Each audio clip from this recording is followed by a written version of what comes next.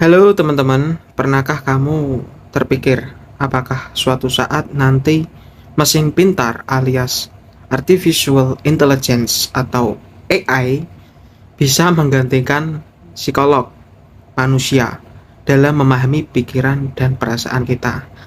Atau justru AI akan menjadi alat bantu terbaik di dunia psikologi? Jadi, dalam video ini kita akan membahas sisi unik dari ilmu psikologi dan kecanggihan AI, serta bagaimana keduanya bisa berkolaborasi untuk masa depan yang lebih baik. Jadi, jangan sampai ketinggalan, tetap stay tune di video ini sampai habis. Oke, pertama-tama mari kita pahami dasar-dasarnya. Yang pertama, psikologi. Psikologi mempelajari perilaku dan proses mental manusia. Fokus pada bagaimana manusia berpikir, merasa, dan berinteraksi. Sedangkan Artificial Intelligence atau AI adalah teknologi yang berupaya meniru kemampuan kognitif manusia, mulai dari belajar, mengenali pola hingga meniru emosional, ya, bahkan meniru emosional teman-teman AI ini. Penelitian oleh Yao et al. Tahun 2022 menyebutkan bahwa AI kini mulai diarahkan untuk bisa mengenali emosi dan bisa mengenali emosi dan bisa memahami perasaan manusia. Jadi AI ini bisa memahami perasaan manusia di penelitian ini, yang selama ini menjadi domain psikologi murni. Jadi ini terbaru teman-teman. Oke, mari kita upas lebih dalam lagi. Sebagai psikolog, nah ini khususnya teman-teman yang psikolog, kita memiliki kelebihan yang unik seperti empati dan kemampuan membaca konteks emosional yang kompleks. Ya, misalnya kita bisa mendeteksi bahasa tubuh, intonasi suara, dan ekspresi mikro yang sulit dipahami oleh AI. AI ini masih belum bisa teman-teman. Dan by the way, ini dinamakan psikodesign. Teman-teman bisa cari sendirilah. Oke, mari kita bahas lebih lanjut lagi. Psikolog juga sangat fleksibel dalam menyesuaikan pendekatan terapi sesuai kebutuhan pasien secara dinamis. Sebuah studi yang dipublikasikan dalam American Psychologist Association atau bisa lebih sering disebut API atau apalah itulah, biasanya itu beda-beda nyebutnya. Jadi itu menurut American Psychological Association atau APA mengatakan gini, menegaskan bahwa interaksi manusia dengan manusia tetap berbeda secara mendasar dari interaksi manusia dengan mesin. Jadi berbeda teman-teman, interaksi antara manusia dengan manusia berbeda dengan interaksi manusia dengan mesin. Namun AI, Artificial Intelligence, juga punya kekuatan luar biasa, terutama dalam memproses data dan mengenali pola besar. Contohnya, AI dapat menganalisis ribuan teks dan suara untuk mendeteksi tanda-tanda awal gangguan mental.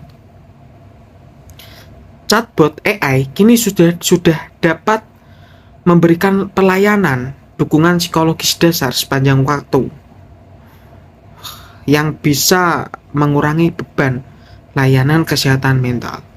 Jadi akhir-akhir ini itu banyak kasus yang orang berlangganan AI terus. Jadi AI kalau pro itu seperti ChatGPT, Perplexity, terus lain-lain itu bahaya teman-teman. Dalam bisa seperti manusia asli, tapi masih belum bisa. jadi psikolog. Ingat ya, penggunaan AI. Jadi menurut Abrar et al. Tahun 2024, ini terbaru teman-teman, penggunaan AI dalam psikologi dapat meningkatkan personalisasi dan aksesibilitas layanan psikologi. Meski canggih, AI masih punya keterbatasan kritis. Paham gak teman-teman yang dimaksudkan? AI belum mampu memahami nuansa emosional dan konteks. Masih belum bisa memahami nuansa emosional dan konteks budaya yang sangat kompleks. Kesalahan interpretasi oleh AI bisa berakibat serius, teman-teman, terutama jika tanpa supervisi psikolog manusia. Jadi, jangan percaya 100% dengan mesin atau artificial intelligence. Kadang juga salah. Hubungan terapeutik yang berdasarkan kepercayaan dan empati manusia sulit digantikan oleh mesin. Kolamasnit et al. Tahun 2024 menekankan pentingnya atribut sosial emosional seperti kepercayaan dan empati dalam kolaborasi manusia. Jadi, bukan soal siapa yang menggantikan siapa, melainkan bagaimana keduanya bisa saling melengkapi dan berkolaborasi, teman-teman. Psikolog dapat memanfaatkan AI untuk analisis data yang lebih mendalam dan cepat. AI memungkinkan screening awal dan yang efisien agar psikolog bisa fokus pada intervensi yang lebih kompleks dan personal. Dengan sinergi ini, layanan psikolog bisa makin efektif, terjangkau, dan tepat sasaran.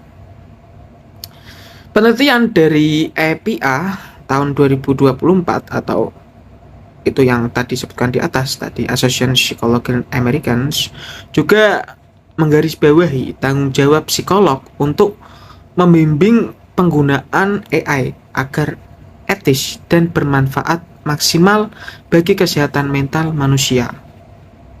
Jadi itulah perbandingan kolaborasi antara ilmu psikologi dan artificial intelligence. Keduanya punya peran penting di bidang kesehatan mental masa depan. Jika kamu tertarik mendalami topik ini, jangan lupa like, share, dan subscribe channel ini supaya tidak ketinggalan berita terbaru seputar psikologi dan teknologi yang tidak terlewatkan. Dan wow, jadi saya Haidar Indonesia ya, di sini bukan bermaksud menggurui ataupun sombong mengenai ilmu. Di sini aku hanya sharing, teman-teman, dan silahkan yang mau berpendapat, silahkan berpendapat di kolom komentar. Saya Haidar, thanks for attention, see you, sampai jumpa di video selanjutnya. Jangan lupa subscribe buat beli kopi.